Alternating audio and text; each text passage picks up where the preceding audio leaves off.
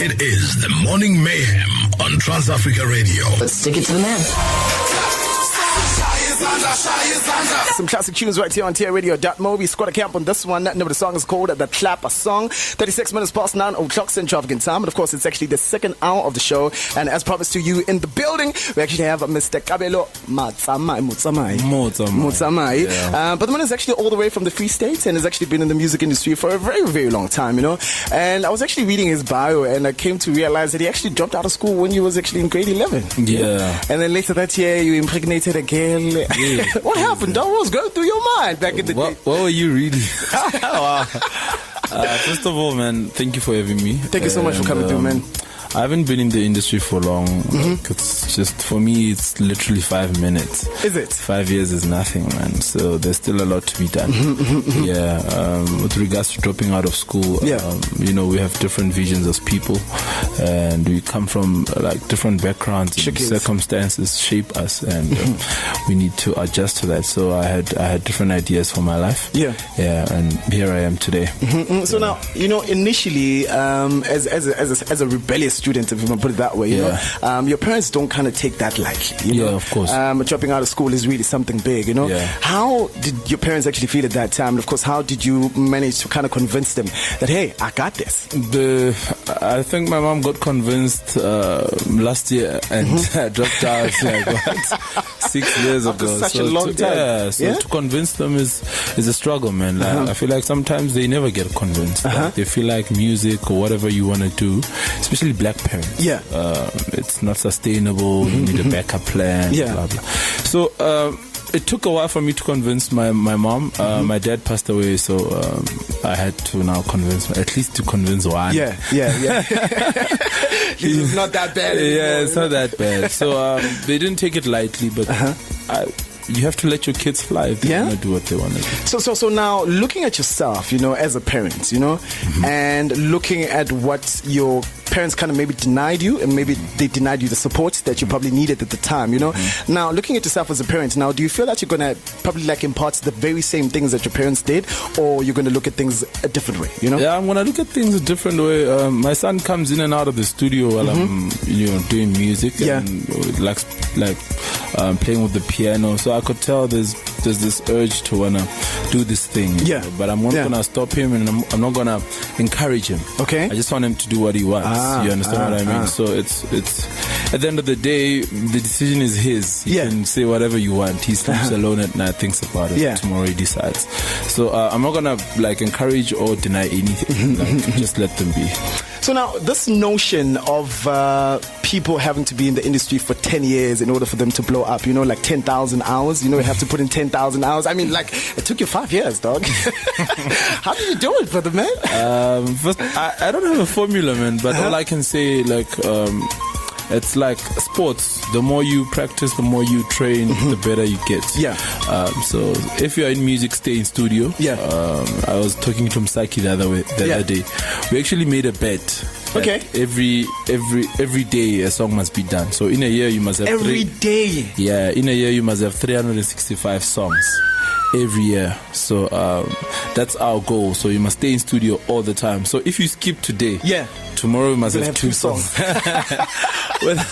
whether they're bad or whatever, just stay creative. Just stay creative. What keeps you creative, actually? My life, because you can't always be probably like in a creative space. You know, you get those days whereby you're probably not feeling okay. You know, you feel like very despondent. You know, you feel like being alone. You understand? You feel like just going away. You know, how do you keep creative, dog? I feel like people are not hard on themselves enough.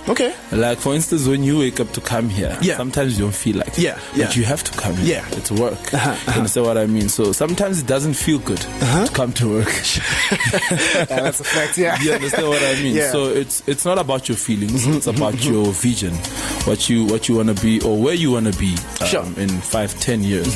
So what keeps me creative, what keeps me in studio is my vision. Like I'm thinking, okay, cool. If I'm at the gym, I want to grow muscles. I have to do this now so that the muscles can come. Or whatever accomplishment you want to achieve. I see you're a big guy when it actually comes to the gym, man. Yeah, I'm big on. You're charming the ladies, man. You're taking all the ladies. It's about health. Us skinny guys are not having a chance, man. Give us a chance. It's about health, boy. Now, when did it really hit you that, you know what, this music thing is really one thing that I actually want to focus on, you know, as a kid growing up as well? Growing up, I wasn't a very musical person. It came very late in my life. But I realized when I won SABC 1s and 2s, I realized then that, wow, man, actually God says, like, He has opened the doors for me. I need to now take control. So that's when I knew. This is back in 2015, 2016. And I dropped my first album. And everything just took off from there. And then the reception from the first album, how was it? Amazing. We managed to sell platinum on the album. What? The first album? Get out of here, man. This guy. Kabela Musamai is out here in the building. +27 79254439. That's actually our WhatsApp line. And please communicate with us. Otherwise, he actually did a song with Lady Zaman. The song is called Shallots. And I feel like this is probably like your biggest selling song. Biggest selling song, Wow. How many copies did it sell? 3 times platinum. 3 times. Oh, the money is coming in.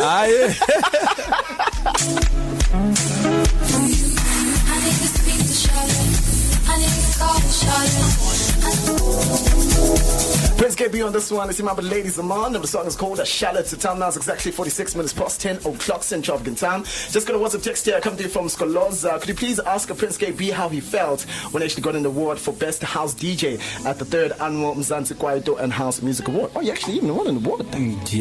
What? How did that make you feel? It's great to win an award, man. It shows that people are there to support. Because, you know, accolades are from the people. They vote for their favorites. So that feels great. Do you become despondent when you don't win an accolade, maybe? Hey, the summers, the metros. It's a challenge to every artist. I feel like it's, you know, congratulate other people that have won, but to you personally, you know, it's deep down, you know, but it is what it is, man. But I've never been in an awards ceremony, and you know, I don't get out something. So that's so you far, always so get good. something. Man, these past 5 years have actually been really amazing for you. It's been amazing, man. I think I've got like 8 to 9 awards in the past 5 years. Now, how do you feel about the credibility of the music awards actually in this country? You know, after that scandal that we had, that some awards are being bought and blah blah blah. What's your take? It is what it is, but talent is talent, and I feel like everyone deserves an award. I'm not going to touch too much on the depth of the credibility. Everyone deserves an award just for being nominated. So that's a great thing. Let's focus on the positive. Okay, cool. Now, in this past Monday, I actually had DJ Mshega in the building, you know, and he also came to, and of course, won 1s and 2s, you know.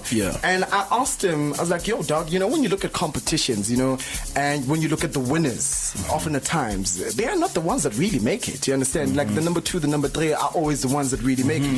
That's when true. you look at Paul Pops, you know, and Celestine Dudes, they came number 2 and 3, respectively, on Fanta So You Think You Get Funny, you know. The winner is not even known, you understand? So now when you look at competitions, you know, how much of a big role do they actually play in one's career? And of course now, when you win a competition, is it really the end or is it really the start of the big work? The problem is when we focus on the competition instead of focusing on yourself.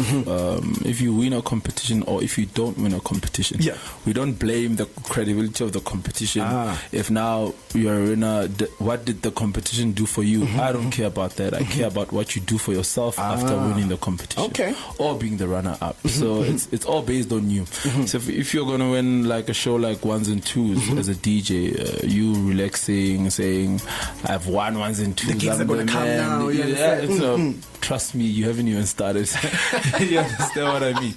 So just like that, like I mentioned a few things last night at the listening session that you cannot, like, I have accolades. I cannot now always think about the award that I won on Metro FM 5 years ago. 5 years ago. You're as good as your last song. I'm always working on it. We care about. So if you won a competition, it's good for you. Let's see what you can do.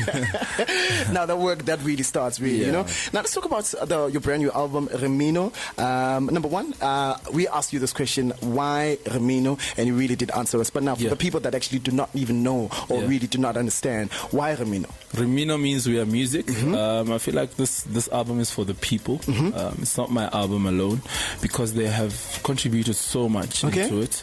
How so though? The car signings, man. I was busy with my album when people were signing my car, interacting with the people, being intimate with the fans. That played a big role in completing the album. Even overseas, Fetch Your Life with Msaki is a song that is influenced by overseas energy. I remember I was in studio in England when I was, you know, when I was touching on the song and the environment in J, like how people carry themselves out there, like gave me that kind of inspiration. So it's our album. It's not my album. Okay, so it's going to be dropping tomorrow? Tomorrow, man. I'm so excited about it. Get the album on all digital platforms. And if you are, I'm a hard copy guy. Like I'm old school like that. I'd rather go to music and get a copy. So if you are into that as well, the album will be available at any music store nationwide. Now on the album, who did you work with? Well, I know for sure that you worked with Ndlovukazi. Yesterday we went crazy over that song, dog. You know, amazing song. You know, I've worked with a lot, man. MFR Souls, the boys, Afro Boys, DJ Sapda, Ndlovukazi, Msaki, Rose is signed to my label, Low Key Records. Yeah, I've got a song called The Weekend. I believe in that song. It's one of those songs that will grow on you. Who else do I have on the album? I've got Tools. Apparently Holly Ray is also out there. Holly Ray is on the album as well. And it's a beautiful album, well prepared. I believe in preparation more than anything. Why? Because in tradition of albums, I'm not saying anything bad about anyone. It's just that albums traditionally, like what I've seen is that people will have like 2-3 good songs and other songs are album fillers. I don't do album fillers. I just want each and every song to have a meaning, to have depth. You know, you need to relate to each and every song. So it's a dope album. Go out and get it. 10 tracks. So now, when it comes to picking and choosing the vocalists that actually go on a particular track, you know, what really inspires that idea? You understand? Do you have a beat? Do you make a beat first and then send it to the people, or you probably meet up and then have a young session altogether? One of two ways, to a certain extent. You could like have someone in studio with you, like we're doing right now, chat about a song and you know, create something out of it if it's authentic. Like we don't need to force things.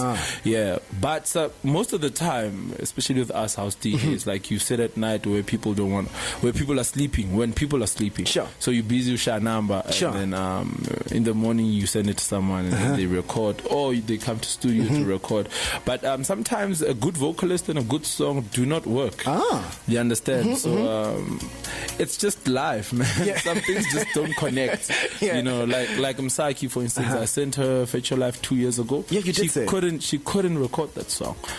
She recorded 2 years later. So it's either you're patient with the song or you move on to the next artist. So you choose artists according to how they connect with the song. And it's to advice to producers today, if someone is in studio with you and you feel like they're not, you know, cracking it, it's okay to say, yo, I'm not feeling what you're doing. Let's try another one, or try next time. Some people are afraid to say that, and then you're forced to put the person on the song and the song doesn't work. And it's a whack song. It's a whack song. It doesn't work. So now you start blaming people. So first and foremost, know what you want. That's it. Now let's talk about Low Key Records. I did hear that you actually signed Rose, which you actually did a song with called The Weekend, which I feel like is going to be one of the dopest songs to actually come out of the album. Amazing, man. Her vocals are super amazing. You know. Now you quite recently had a young bifunyana.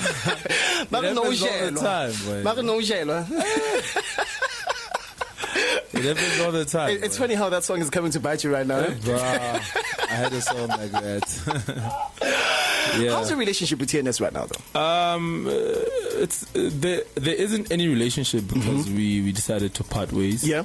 I decided to part ways with that. It was a bit toxic for me, and I was like, I need to move on with my life. Sure. You know what I mean? Sure. So shout out to TNS, man. TNS is a dope producer. Yeah, he's good. He's good. He's dope good. producer, dope singer, dope writer. I wish him all the best in his life. Yeah. Yeah. Okay, cool. Now, shout outs, man. Yeah. Now, let us also talk about, now, does this kind of make you skeptical about signing new talent in the game? Because now you're afraid that, hey, man, when they make it big, they might just, turn a blind eye on me, Yeah. No. It's not like that. Remember, I was just like TNS or any other artist that hasn't been given a chance in the industry. Yeah. So. Hey, bruh, I know the struggle. You know what I mean? And I know when someone doesn't want to help you, it feels like you feel like you are not worthy enough. Yeah. In life, generally. Sure. So it's not a good feeling. So I know where they are, their mindset, their state of mind. So because I know that, I relate. Sure. So I will never stop like pushing talent or bringing out new artists. The one thing that I've noticed about bringing out new artists, like you need to set boundaries. Like there's a certain level of respect that must not be taken for granted. Yeah. And contracts must always be in place. People must not go around talking about whatever they want to talk about, allegations of who owes who what. Yeah. Everything must always be on paper. Yeah, so the public doesn't know this, but someone who's looking for sympathy would go out and say stuff without any relevance or proof. Yeah, so you need to set the record straight, sign contracts, respect each other as creatives, and don't be too close to each other. I've learned that's the hard lesson that you've learned. Yeah. Okay, cool. Now, Doug, sadly, you have to be out of here. Yeah. But now, let's talk about future plans. I know it's like too much pressure because, like, yo, Doug, I just dropped an album, man. Come on, Yeah, no. So what's next for Prince Kaybee? I'm already working on my fourth. What actually. the hell? Do you live in the studio, Doug, or what's going on? Remember the bed, boy. 365 songs every year. Hey, so that's too much pressure. I'm already working on my second album. I mean fourth. Sorry, fourth album? Why am I saying second? Why? I'm working on my fourth album, and we're looking at growing out of South Africa. I love my South Africans, man. Yeah. It's not like I'm leaving or anything. We need to go mainstream and invite more people to listen to South African music. Black Coffee is doing a great job with that. We need more people coming out to give us, to give people and the world a taste of what South Africa sounds like. So that's one of the things that we're doing. There's a lot of bookings on the schedule overseas. I hear you do. Every year you do like a Europe tour, huh? Yeah. You're living the life, eh? Living la vida loca. Some features as well internationally. We're trying to hook that up. So that's the direction after the drop tomorrow. The traveling, the tours, and I feel like if you have good songs, you must give it to the world. You must tour the world. Yeah. Thank you so much for coming through, brother, man. Appreciate you, man. We love you. Go out there, go shine. Thank you so much. Go kill it. Even though they say that you steal songs, but I don't even understand it. Yeah, it's crazy. I have one last question for you, Doug. Out here at Trans Africa Radio, we play 100% African music, and I just want to find out your thoughts about that. Wow, guys, this is amazing. It's amazing for you guys to do that because it's playing like African music. Remember, we need to look at the economy of artists, especially in Africa. It's crazy. It baffles me all the time. Someone would be so talented with great music, but yet they can't, make means and ends. So it's crazy. So you guys are contributing to that. Yeah, that's all I care about. I care about the well-being of artists. So you guys are contributing to that. Shout out to Kaybee, man. Appreciate it. Kaybee Mutsama is about to leave the building. Thank you so much, man. Here's that brand new single that is currently pushing right now, featuring Msaki, and the song is called Fetch Your Life. Why Fetch Your Life? Hey, it's straight Msaki. To the point. Fetch Your Life, man. Fetch Your Life. I feel like that song is talking to me personally. I know you're fetching your life. You're here to work every morning. Shout out, man. Definitely for sure, man. Thank you so much for pulling up, yo.